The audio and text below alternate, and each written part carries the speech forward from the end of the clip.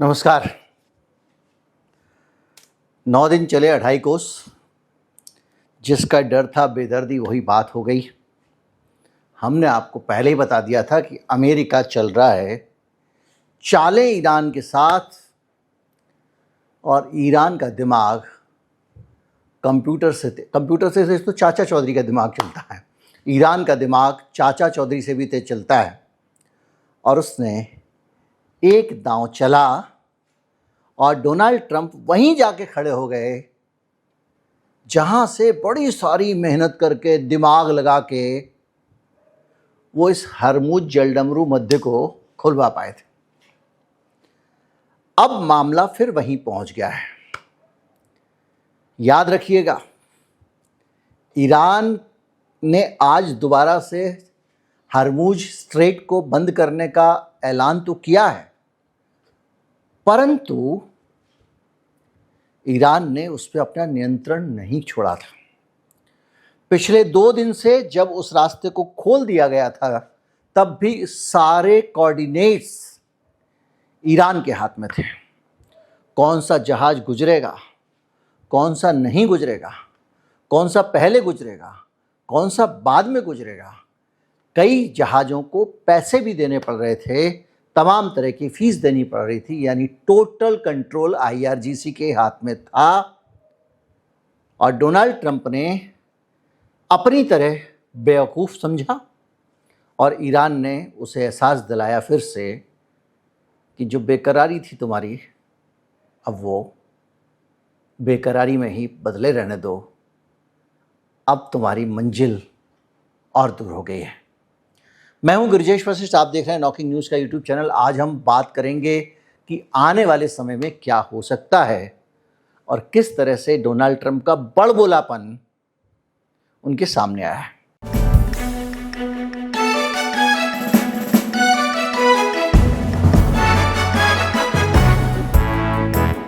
आपको पता चली गया है कि ईरान ने साफ साफ कह दिया है कि अब स्ट्रेट ऑफ हरमुज से कोई जहाज़ नहीं गुजरेगा, जो करना कर लो।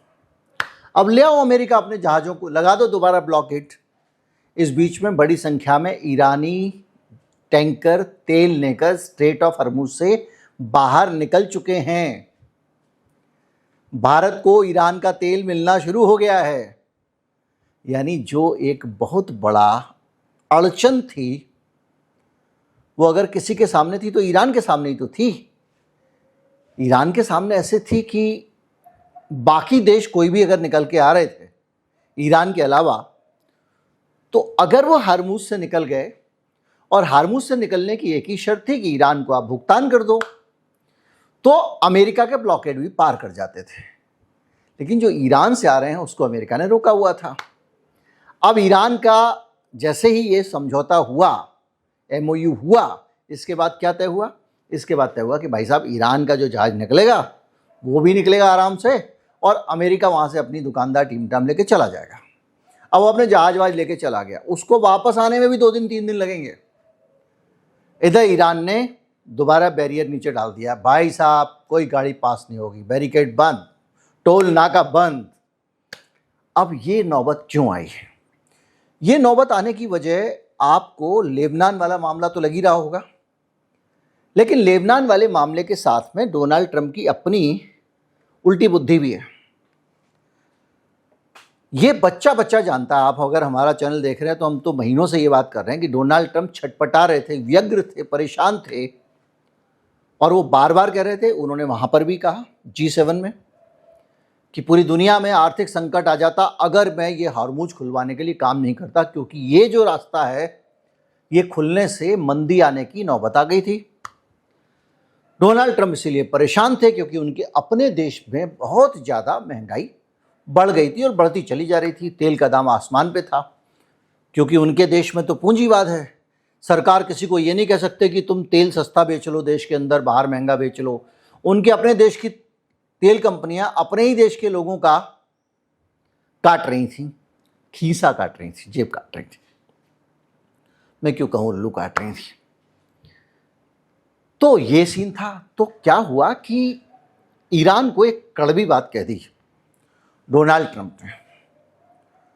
ईरान के सुप्रीम लीडर की ईरान में बहुत इज्जत है। सुप्रीम लीडर के बारे में बयान देने से पहले 10 बार सोचने की आवश्यकता है, क्योंकि ईरान छोड़ता नहीं। मुज्तबा खामनेई का बयान इस समझौते के बाद आया कि पेजेश्कियन और बाकी लोग, गालिबाफ वगैरह, बहुत ज़्यादा कह रहे थे, इसलिए मैंने अप्रूवल दे दिया इस समझौते को, वरना मैं इस एमओयू के पक्ष में नहीं था। मुझे डोनाल्ड ट्रंप की बेकरारी, व्यग्रता या जो भी कहें उसका पता था, और डोनाल्ड ट्रंप इस बात पे चिढ़ गए।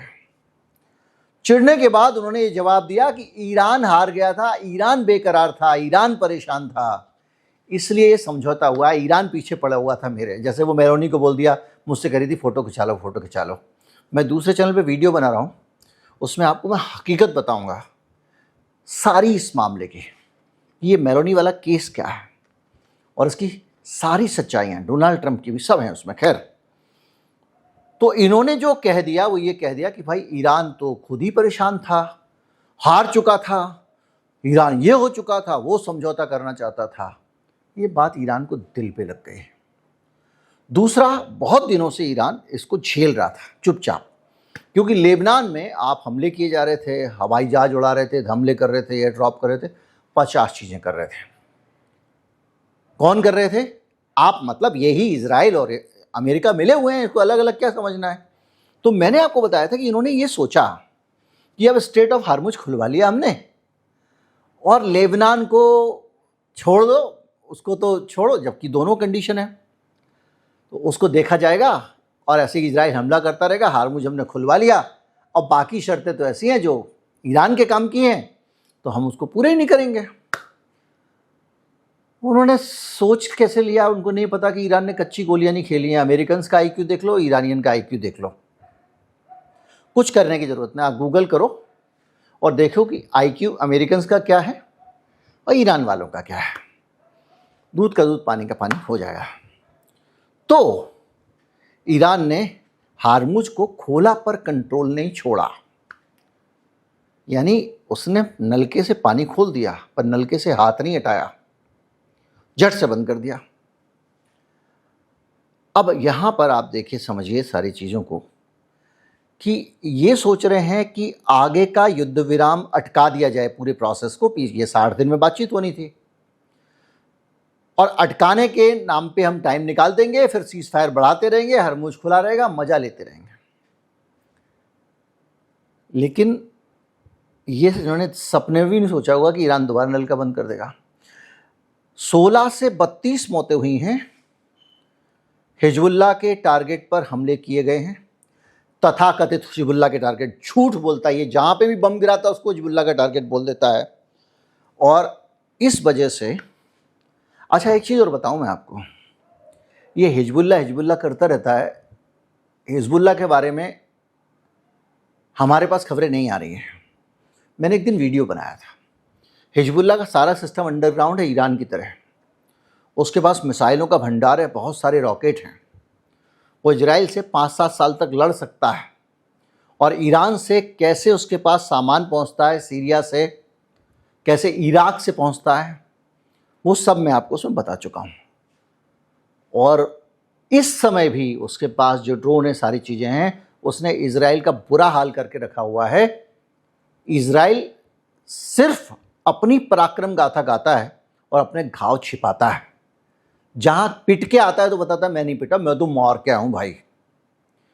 तो ये नहीं है कि वो हिजबुल्लाह इनका मुकाबला नहीं कर सकता। दिक्कत ये है कि एक देश, एक महासेकुलर देश, जिस देश में प्रधानमंत्री, राष्ट्रपति और स्पीकर के पद रिजर्व हैं अलग अलग धर्म के लोगों के लिए, जहां फ्रेंच भाषा बराबर से बोली जाती है, उस एक बेहतरीन देश की जमीन ये दबा रहा है। ये लैंड ग्रैबर है, ये कब्जा करने वाला आदमी है, जमीनों पे कब्जा करने का प्रोग्राम है इसका, और कुछ नहीं करता है। जितने कन्फ्लिक्ट होते हैं कब्जे के बहाने, वहां अमेरिका ईरान से लड़ रहा है, ये जल्दी से जल्दी गाजा कब्जा लो, लेबनान में घुस जाओ, 8 किलोमीटर घुस जाओ, 15 किलोमीटर घुस जाओ, कब्जा कर लो, उसमें लगा रहता है। और जब डील हुई तो हुआ भाई इसको बोलो कब्जा खाली करे, अब ये कब्जा खाली करना नहीं चाह रहा है।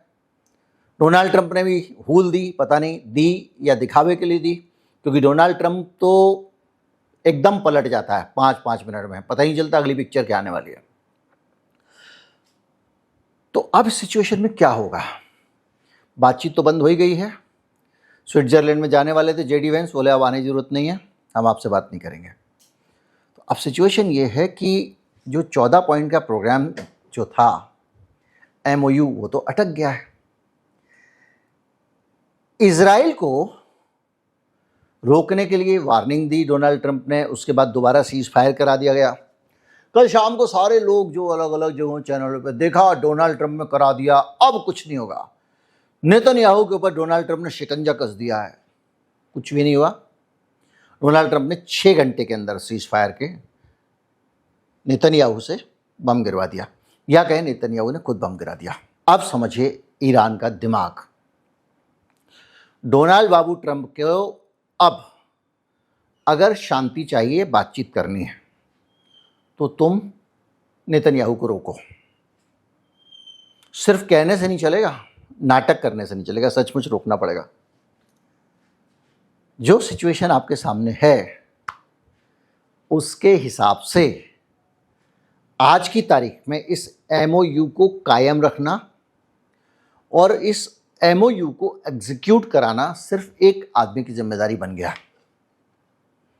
यानी पूरा का पूरा ओनस, पूरी की पूरी जिम्मेदारी, पूरा का पूरा जवाबदेही एक आदमी की है, और उस आदमी का नाम है डोनाल्ड ट्रंप।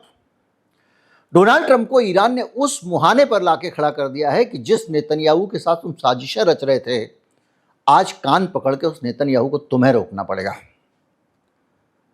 अब अमेरिका के पास कोई रास्ता नहीं है, क्योंकि सीज फायर अगर टूटा तो नेतन्याहू के कारण टूटा, अमेरिका के कारण टूटा। अमेरिका की रिस्पॉन्सिबिलिटी थी नेतन्याहू को रोकने की, हिजबुल्लाह को रोकने की रिस्पॉन्सिबिलिटी ईरान की थी, हिजबुल्लाह रुक गया। अब सीन समझिए। एक तो झूठ बोलेगा अमेरिका कि नहीं पहले तो हिजबुल्लाह ने किया था तो उन्होंने किया, तो ये बात आएगी। दूसरा, डोनाल्ड ट्रंप के पास में अब रास्ता क्या है, ये बड़ी बात, क्योंकि अब डोनाल्ड ट्रंप को ये बताना पड़ेगा कि बंधु हमने इस पे सैंक्शन लगाया, तो लगा बेटा इजराइल पे सैंक्शन, हम इसको हथियार नहीं देंगे, कर सप्लाई रोक, हम इस पे स्ट्राइक करेंगे, करो, क्योंकि तुम्हारी बातों से तो वो मान नहीं रहा है। तो एक तरह से देखा जाए तो इतने दिनों से इजराइल जिस अमेरिका के साथ खेल रहा था, जिस अमेरिका को ईरान के पीछे लगा दिया उसने और इधर मौके का फायदा उठा के लैंड ग्रैबिंग कर रहा था, पहली बार हमेशा अमेरिका दुनिया के दूसरे देशों को आगे बढ़ाता है, कभी यूक्रेन को, कभी किसी को। इस बार इजराइल ने अमेरिका को आगे बढ़ा दिया था। डोनाल्ड ट्रंप बाबू तलवार लेके डंग डंग डंग करके निकल चुके थे आगे। अब वहां पर जाके सबसे बड़ी बात यह है कि ये तो निकल गए आगे, और अब ईरान ने ऐसा रायता फैलाया कि भाई तू आगे आया तो तू अब पीछे भी जा और तू ही करेगा मुकाबला अब इजराइल का। तो आने वाले समय में ये जो पीस डील के 60 दिन हैं, जिसमें कमिटमेंट है एक दूसरे पे हमला नहीं करेंगे, इन 60 दिनों में अगर बातचीत आगे बढ़नी है, क्योंकि बातचीत बंद है, हारमूज भी बंद है, तो इजराइल को घर में बिठाओ, और नेतन्याहू घर में नहीं बैठेगा। डोनाल्ड ट्रंप समझ रहे थे कि मैं अपने घर सुधार लूंगा, अपने यहाँ अमेरिका में जाऊंगा, शांति करा दी, और नेतन्याहू आक्रमण करता रहेगा, वो अपने घर में अपने नंबर बनाता रहेगा, क्योंकि ट्रंप का तो नवंबर में आना है चुनाव, उसका तो अगले महीने है। तो नेतन्याहू हमला रोक देगा ट्रंप की बातों में आके, तो इजराइल में और पक्का हार जाएगा, सारे उसके पीछे हैं। उसके अपने मंत्री कह रहे हैं आग लगा दो पूरे लेबनान में, वगैरह वगैरह।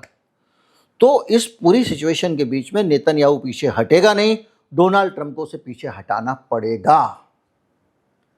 और अब डोनाल्ड ट्रंप ये भी बहाने नहीं बना सकता कि ईरान ने हारमुज बंद कर दिया तो मैं ब्लॉकेड लगाऊंगा, ये करूंगा, वो करूंगा। ना, तुमने जो शर्त रखी थी पहले उस शर्त को पूरा करो, पहले उल्लंघन तुमने किया है।